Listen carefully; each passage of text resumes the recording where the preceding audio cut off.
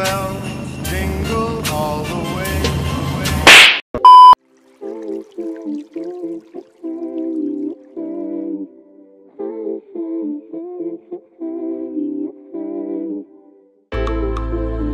Halo bosku, di bulan Desember ini biasanya nih IHSG akan menunjukkan penguatan yang signifikan nih. Apakah benar? Yuk kita bahas bersama-sama di Monthly Outlook bulan Desember. Bersama saya Arinda dari Pilar Emas Investindo Sekuritas. Touch your heart, touch your profit.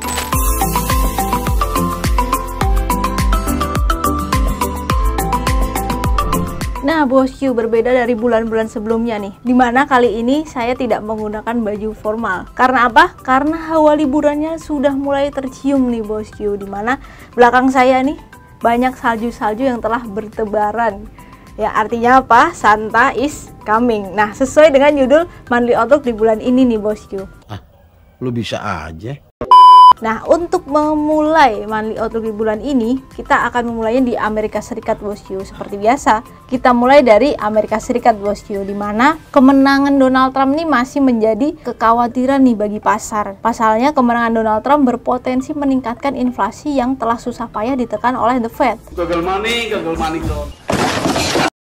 Meskipun begitu, pada sisa tahun ini kami memproyeksikan adanya pemangkasan tingkat suku bunga sebesar 25 basis point. Nah, selain itu, Gubernur The Fed atau Jerome Powell mengatakan bahwa perekonomian saat ini cukup kuat sehingga pemangkasan suku bunga mungkin saja akan terjadi di tahun depan. Setelah kita membahas Amerika Serikat, selanjutnya kita akan membahas Eropa nih bosku, di mana rilisnya inflasi zona Eropa yang mengalami kenaikan dari sebelumnya 2% menjadi 2,3% year on year tetap meyakinkan kami bahwa di tahun depan ECB akan memangkas tingkat suku bunganya juga, dimana kita tahu bahwa pada tanggal 12 Desember lalu Bank Sentral Eropa telah memangkas tingkat suku bunganya sebesar 25 basis point sesuai dengan prediksi kita. Nah ini tentu memberikan keyakinan nih bahwa di tahun depan pemangkasan tingkat suku bunga akan terus berlanjut, dan ini akan menjadi pedoman nih bagi bank sentral lainnya termasuk The Fed untuk memangkas tingkat suku bunganya juga. Kemarin kemana aja?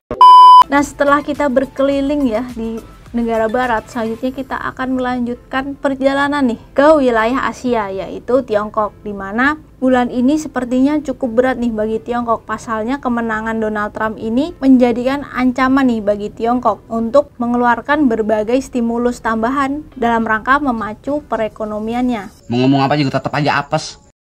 Mengapa demikian? Ya, karena kita tahu sendiri Donald Trump ini sebelumnya, di pemerintahan dia sebelumnya, terus memicu perang dagang antara Tiongkok. Dan terbaru, dia mengatakan bahwa kebijakan tarif impor 60% yang akan ditetapkannya untuk produk-produk Tiongkok dapat menimbulkan kontroversi nih bagi Tiongkok itu sendiri.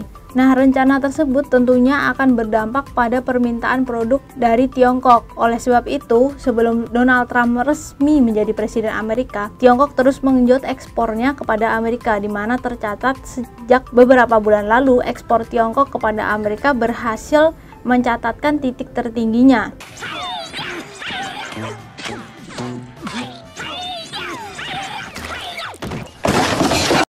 Lagi pula hal ini dilakukan oleh beberapa perusahaan untuk mengumpulkan barang terlebih dahulu sebelum kenaikan tarif ditetapkan. Nah, para pelaku pasar global sejauh ini masih menantikan stimulus-stimulus yang akan diberikan oleh Tiongkok di tahun depan nih bosku. Nah, bagaimana kelanjutannya? Bosku bisa simak di video Market Outlook 2025 yang akan kita rilis. So, stay tune ya. Iya bang. Nah, setelah kita membahas Tiongkok, seperti biasa kita akan membahas Jepang, di mana pertumbuhan ekonomi Jepang terus perkasa. Nah, GDP Jepang juga tercatat naik nih dari sebelumnya 0,9% menjadi 1,2%. Nah, perekonomian Jepang yang terlihat tumbuh lebih cepat dari perkiraan ini sebenarnya telah membuat para pelaku pasar menaruh ekspektasi bahwa kenaikan suku bunga akan terjadi di bulan ini. Namun nyatanya suku bunga tetap di level yang sama ya. Nah, untuk menaikkan suku bunga lebih lanjut lagi, sebetulnya pemerintah telah melakukan beberapa hal. Yang pertama, memberikan paket stimulus berupa bantuan tunai untuk rumah tangga yang berpenghasilan rendah, subsidi energi, serta dukungan untuk sektor semikonduktor dan AI. Oleh karenanya kami yakin perlahan tapi pasti perekonomian Jepang akan terus memulih nih bosku. Nah, setelah kita berkeliling ya, seperti biasa kita kembali lagi ke Indonesia nih bosku, di mana di dalam negeri IHSG pada bulan Desember ini biasanya menunjukkan penguatan, di mana IHSG di bulan Desember memiliki probabilitas penguatan sebesar 90% dengan rata-rata return sebesar 2,82% selama 10 tahun. Nah, pada bulan ini sebenarnya kami menilai IHSG berpotensi menguat akibat adanya window dressing dan juga Santa Claus rally.